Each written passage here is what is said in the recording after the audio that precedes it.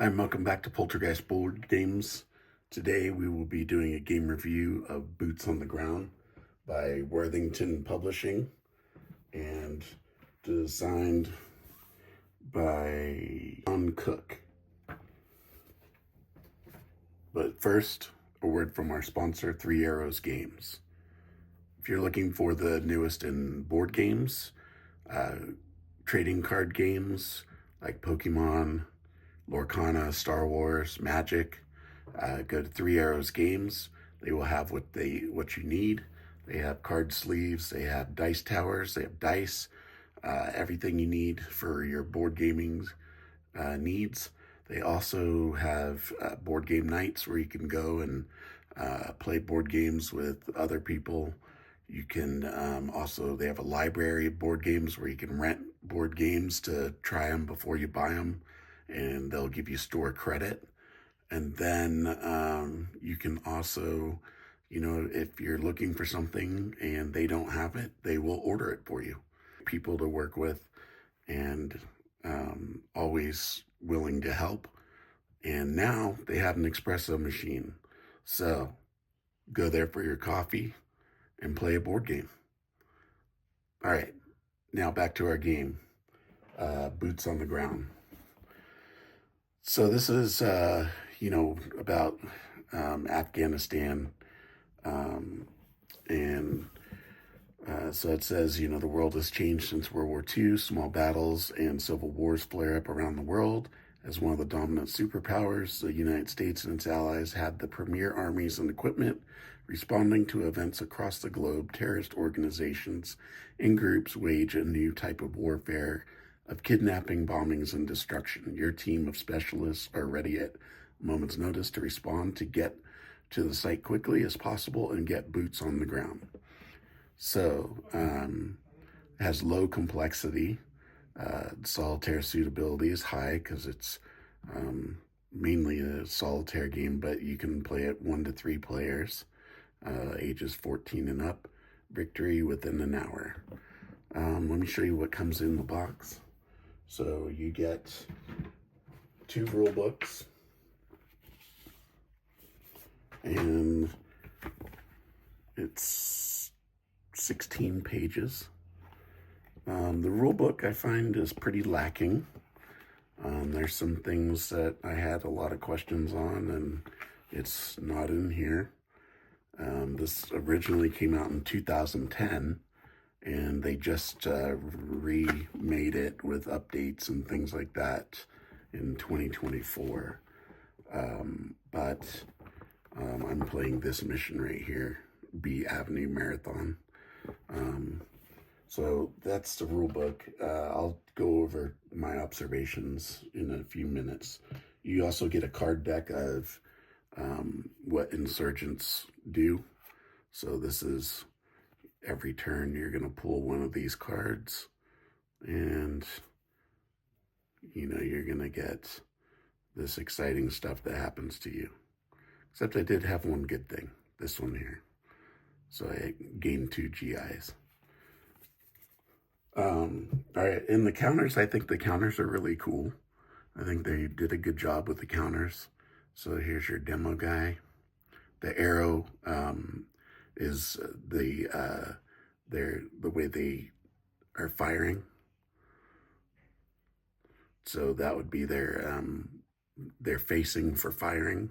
So after you move, you can face them to how you want them to fire. This is their fire modifier. So he's got a 0.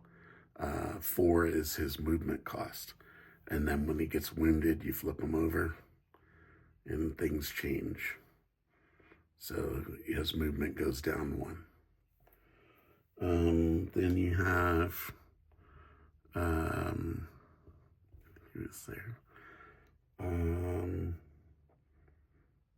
These are the insurgents. Let me just grab one so I don't lose. This is an insurgent counter. So same thing with the arrow, and they're facing. They're put in windows here and doors. And they they get to shoot at you every turn. And then what else we have? We have other counters like these vehicles.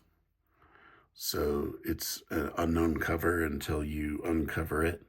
So like down here, I had a couple IED explosions that wounded some of my men. This is a all clear marker that you put in the building once you gain access to it and overtake. These are lock boxes that you can get different items in. Here's some from the game. That's a car. Those are cars. Here's one from the tray. I mean, so when you get to that space, you flip it over, and you get a mini drone. So there's different things. I just had a rocket launcher that I used to take out an insurgent that was in a doorway. What was this? So those are all there's a bunch of other different markers and things. You have 2 teams that you can make. These are spotting markers. These are your wound markers, critical wounded. You have civilians that are on the board.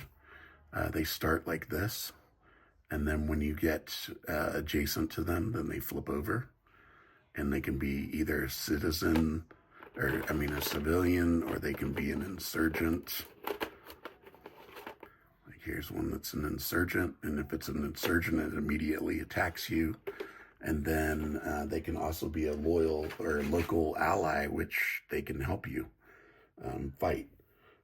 The movement is, pretty basic. It's based on your movement cost on your counter. And then if you're wounded, you lose 1. Now, I don't know if you lose 2, if you're critically wounded, exactly how that would affect you. I would think it would drop even more, or maybe incapacitate you, but the rules don't really talk about that. So they have, you can enter the buildings and take out the enemies. My mission is, I started down here in green zone X-ray, and I had to make it through this avenue all the way down here to green zone Zulu. So I have to come by all these insurgents. So I have some people coming down a back alley.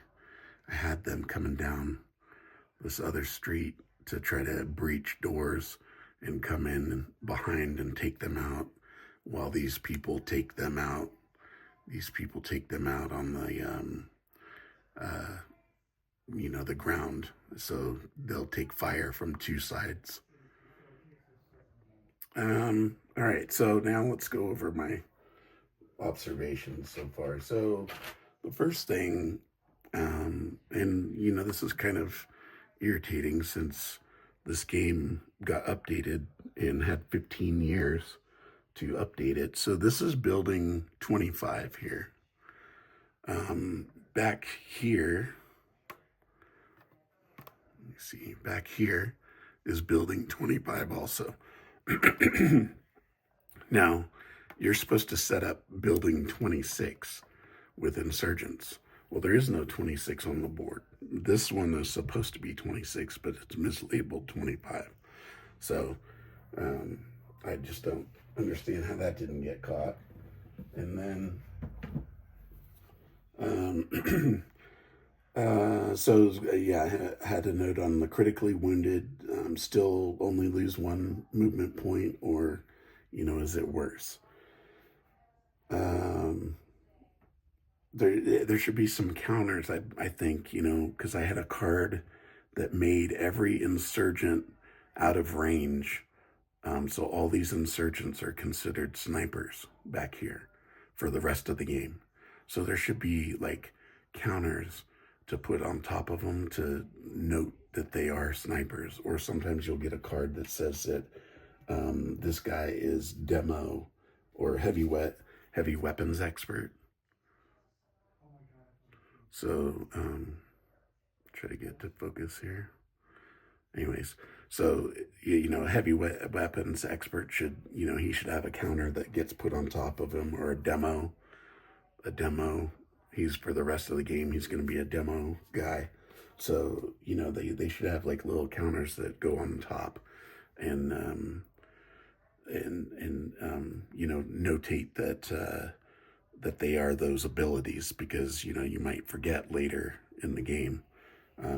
What I do like about this game, though, is that it is pretty intense. You know, like when my guys are coming down and I've got IEDs exploding, you know, like I have to turn this over, and I'm like, man, I hope it's safe cover, you know, and boom, it explodes, and I gotta deal with wounded people, and you know, my medic is running around trying to heal people, and then he gets wounded, and you know, then the next guy gets critically wounded, and it's like, you know, a tense exchange of fire that's going on. So it's the game has really good bones, and it's got good you know, tension in it to make it, I think, you know, playable.